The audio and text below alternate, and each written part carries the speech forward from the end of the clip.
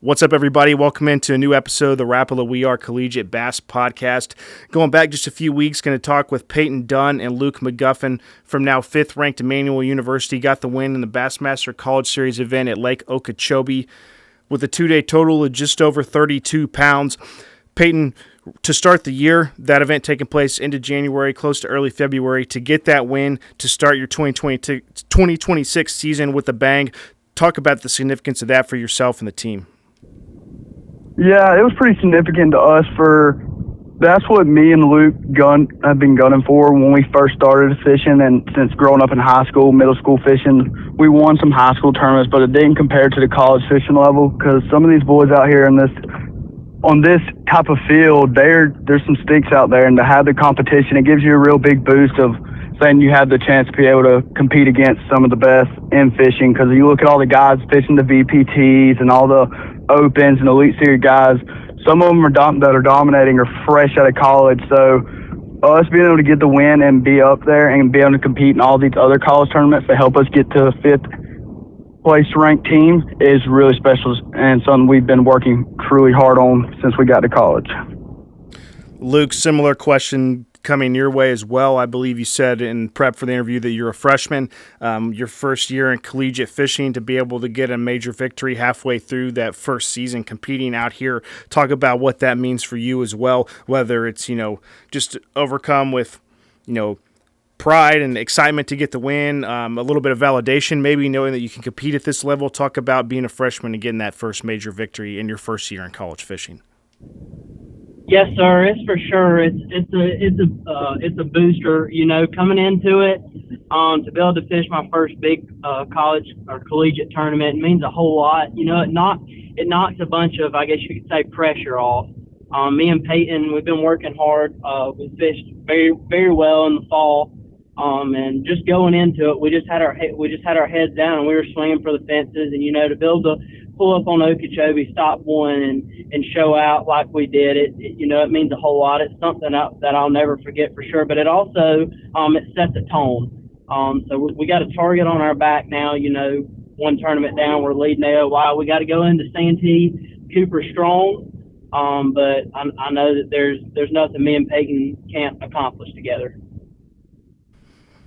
Let's talk about that event there in Florida, Lake Okeechobee. I believe y'all said maybe a little bit of a cold front. Those Florida fish do not like that, so it can make things difficult, change the bite a little. We'll talk about the day specifically in a minute, but day 1, 20 pounds 9 ounces. Day 2, 12 pounds 5 ounces. So obviously conditions changed a little bit, made the fishing slightly more difficult in those weights, but it held on for y'all to be able to secure the victory.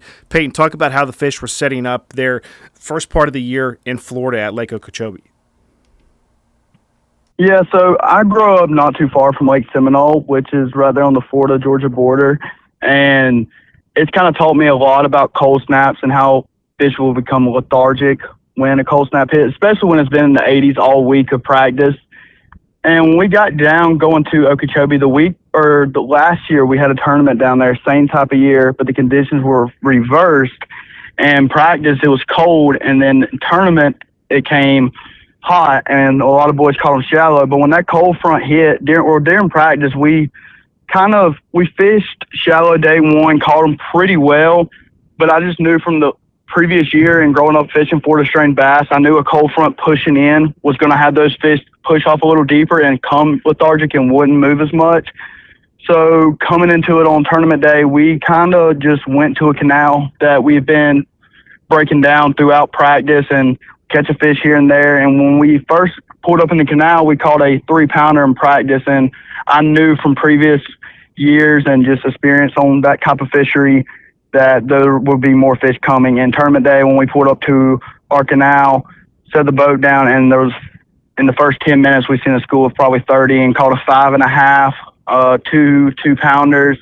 And that really set the tone, because those Florida strain bass, when a cold front hit, they don't move. And those fish were set up in the canal about 3 feet under the surface, 4 or 5 feet under the surface, and they just sat there. They looked like trash fish on the live scope, because usually you look for them swimming around, but they just sat completely still. And every time you see a blob that wasn't moving, it was always a bass.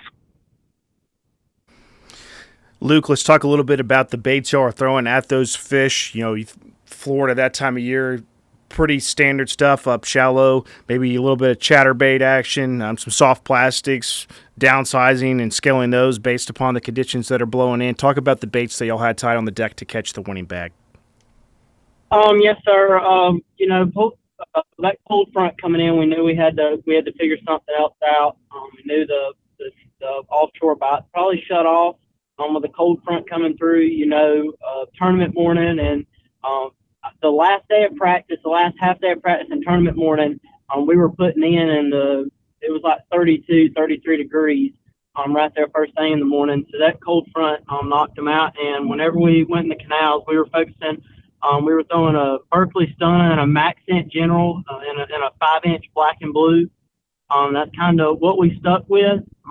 And we had this area, and we would be scoping on the canal with that Stunner. And then we were also dragging that General around, trying to target certain things on the bank. And then we were also just kind of out in the middle with it as well, just scoping. To be able to get that win, definitely a big accomplishment. Peyton, talk about anything significant that happened on the water during those 2 days of tournament competition. If it was, seeing birds diving and that triggered you on an area to go find some fish, or maybe something that kind of felt like fate. If there's any specific moment out there that you want to reminisce on some and talk about securing that major victory at Lake Okeechobee on the Bassmaster College Series, share that right now. So during practice so we had 2 full days and then a half day. The second day of practice, the full day, we went out and had some issues with the motor, alternator issues, and the fuse link went out. And they were having the opens at Toho.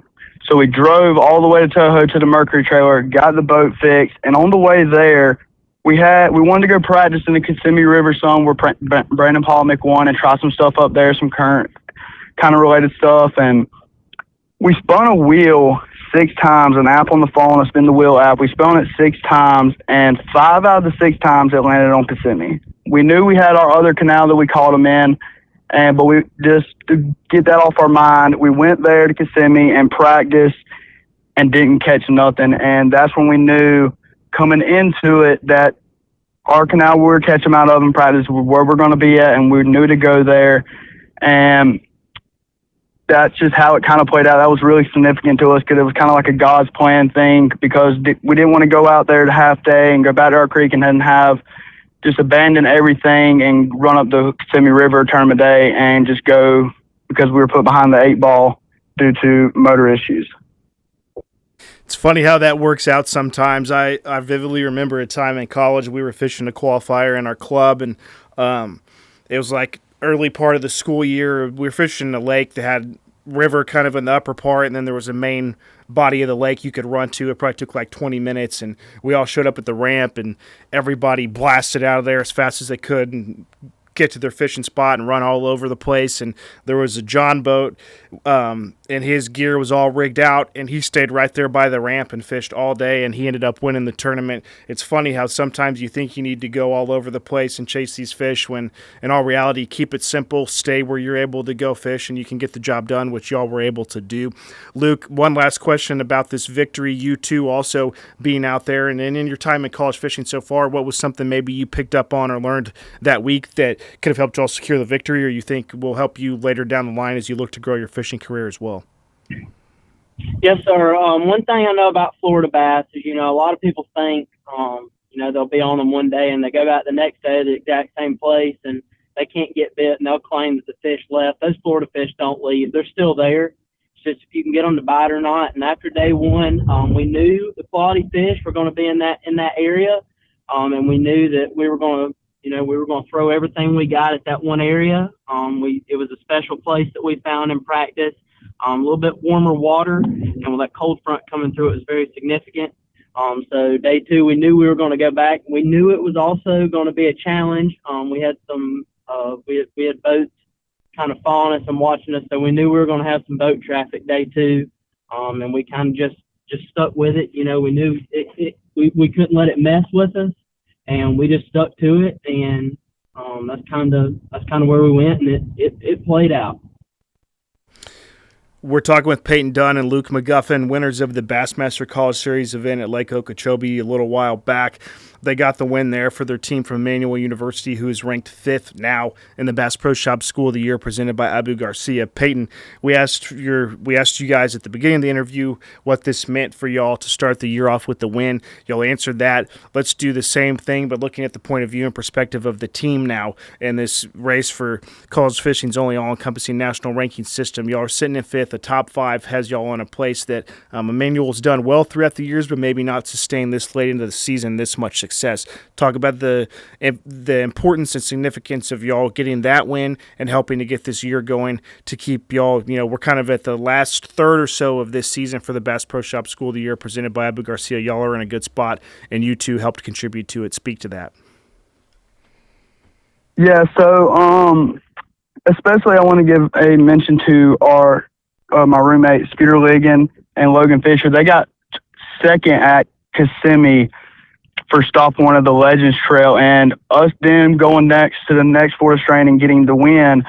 All that, getting those points is really meaning a lot for us. It's something that we want to do for Coach Pam that unfortunately passed away due to cancer. And I know she's up there and fishing the big ponds looking down on us smiling, but that is something that really is significant to us because she, for all these sophomores to seniors, without her, we would not be in college fishing. We would not be sitting on a manual team, if she didn't give us a shot to have the chance to fish in college.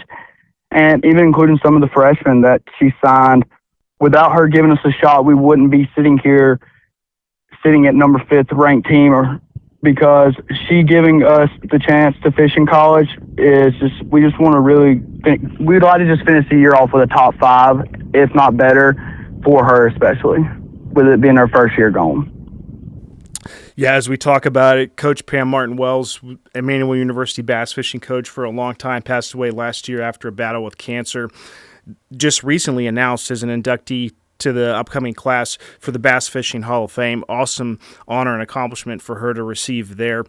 You had a lot of nice things to say, Peyton, as well. Luke, real quick, just as Peyton talked about Coach Pam, yourself maybe have been recruited by her or seen the way that her legacy is impacting the team now going into this first season without her in that position as head coach. Just talk a little bit about what impact she had on your life and how it's affecting the team to be able to drive y'all towards your goals this season. Yes, sir, absolutely. I got to meet Coach Pam my sophomore year of high school, and she started recruiting me, on and off, and I'd been praying a lot about it and stuff, and I knew that I could, with how Coach Pam had a manual set up and how she was running. I knew it was a special place, and just the talks we had and everything that went down. I knew that Emmanuel was going to be my place, and then when she passed away, it was a heartbreak. After I had done signed at Emmanuel, and Coach Jesse and Coach Logan, they've come in and they've done an amazing job filling Coach Pam's footsteps. A huge shout out to them. As this season moves along, we talked about it. You guys currently ranked 5th in the Bass Pro Shop School of the Year presented by Abu Garcia. Little over 2 months remain now, just under 3 months. And so several more points earning opportunities out there on the schedule. The ACA's next event, the Crush City Hartwell Slam presented by Suffolk's, taking place at Lake Hartwell, a lake that y'all's team has a lot of history on.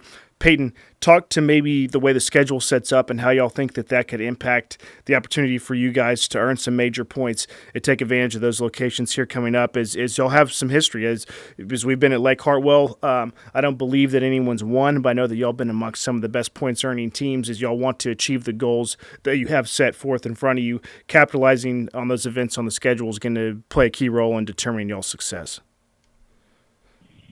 Yeah, that's for sure. So coming up, we have the MLF on Eufaula, which is currently my home pond. I live right down the road from it. And having all these points setting up, especially for our whole team that's going to be fishing the Hartwell tournament, the ACA Slam, it sets up real nice for us. And I think we'll be able to get a pretty good game there. Everybody on the team, we had a meeting yesterday, and everybody on the team's already talking about getting out there on the water practicing, because with the lake still being down, it's definitely going to set up different with this little drought if we don't get some rain coming in and the water don't get back up. So it's definitely going to be an interesting event to fish. but I believe our team, I have all the faith in the world that we're all going to be out there every single day before and after class, putting in the effort to have a shot at taking home the first victory for Emmanuel through an ACA event. Sit in the top 5 at the moment. Luke, talk to, this will be the last question we send you guys' way. At the end of this season, where do y'all want to be, and what do you want to achieve as a team? You're in the top 5. Top 3 comes with some more distinctions and notoriety, and obviously finishing in first for the Bass Pro Shop School of the Year presented by Abu Garcia. Very prestigious title for these teams to earn in collegiate bass fishing. Talk real quick what exactly it is y'all want to achieve and how y'all would go about achieving that here in the next 2-3 months.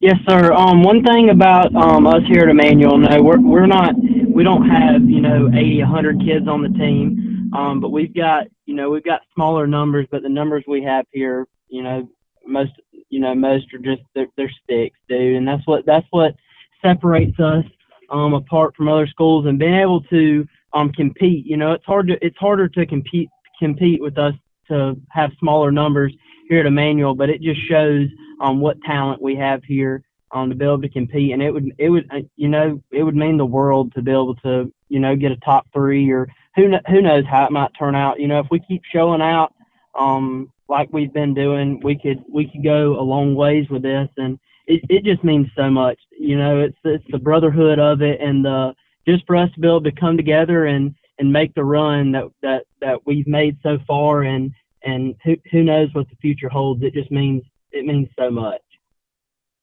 Guys, thanks for the time today. Congratulations on that victory, and best of luck the rest of the season for both yourselves and the team there at Emmanuel University. We look forward to seeing y'all out on the trail soon, and y'all have a great day. Appreciate it. Thank you. Yes, sir. Thank you. Have a good day.